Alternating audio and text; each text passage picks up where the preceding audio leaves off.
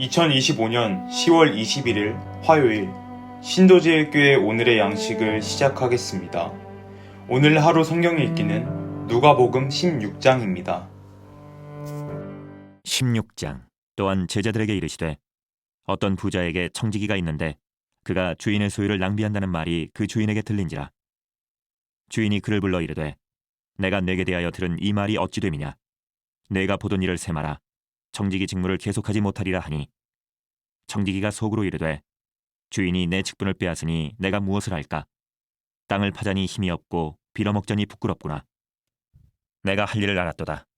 이렇게 하면 직분을 빼앗긴 후에 사람들이 나를 자기 집으로 영접하리라 하고 주인에게 빚진 자를 일일이 불러다가 먼저 온 자에게 이르되 내가 내 주인에게 얼마나 빚졌느냐. 말하되 기름 100마리니이다.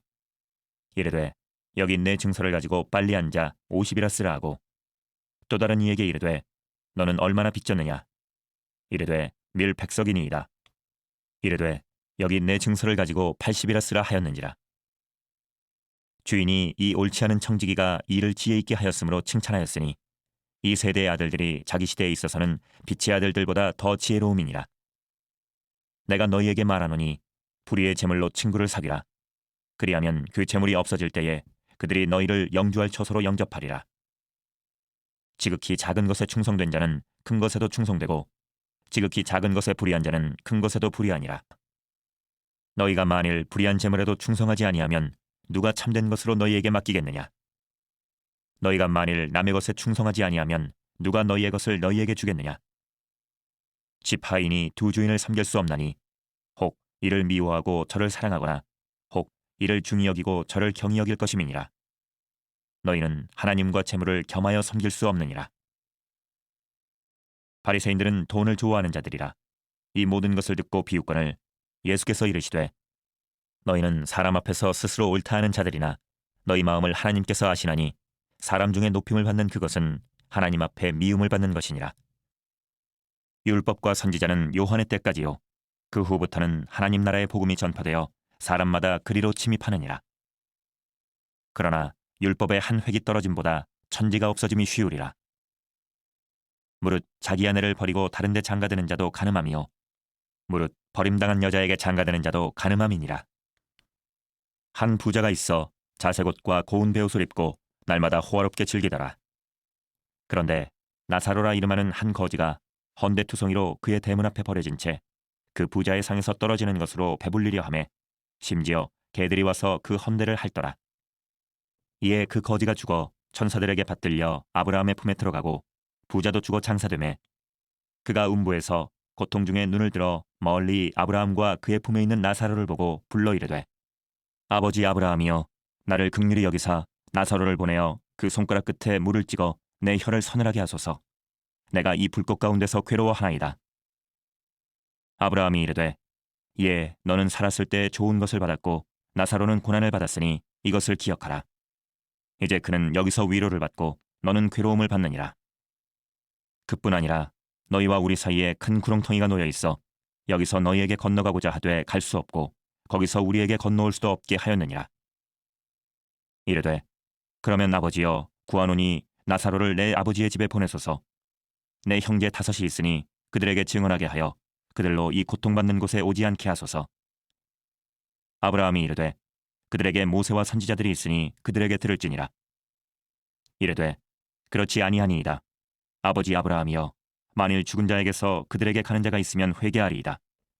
이르되 모세와 선지자들에게서 듣지 아니하면 비록 죽은 자 가운데서 살아나는 자가 있을지라도 권함을 받지 아니하리라 하였다 하시니라. 오늘 하늘 양식 말씀은 사사기 4장 4절부터 10절 말씀입니다. 그때 랍비도세 아내 여선지자 드보라가 이스라엘의 사사가 되었는데 그는 에브라임 산지 라마와 베델 사이 드보라의 종려나무 아래 거주하였고 이스라엘 자손은 그에게 나아가 재판을 받더라. 드보라가 사람을 보내어 아비노함의 아들 바락을 납달리 게데스에서 불러다가 그에게 이르되 이스라엘의 하나님 여호와께서 이같이 명령하지 아니하셨느냐. 너는 납달리 자손과 스불론 자손 10,000명을 거느리고 다볼산으로 가라. 내가 야빈의 군대 장관과 시스라와 그의 병거들과 그의 무리를 기송강으로 이끌어 내게 이르게 하고 그를 내 손에 넘겨주리라 하셨느니라.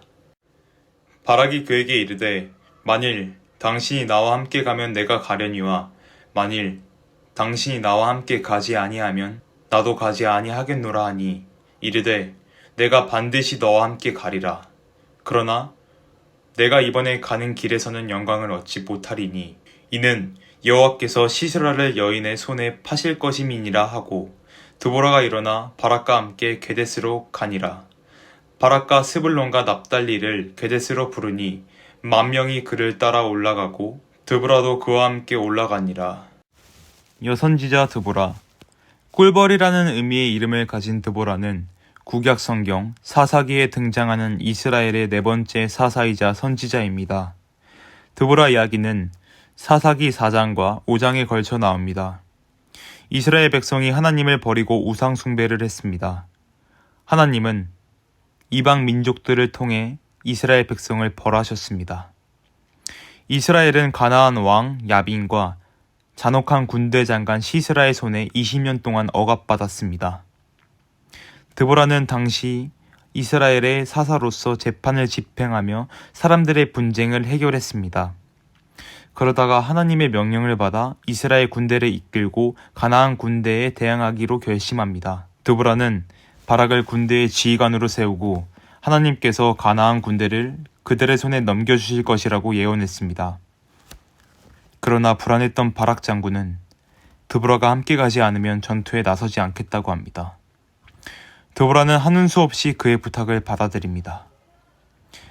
바락은 다벌산에서 이스라엘 군대를 이끌고 가나안 군대와 맞붙었습니다.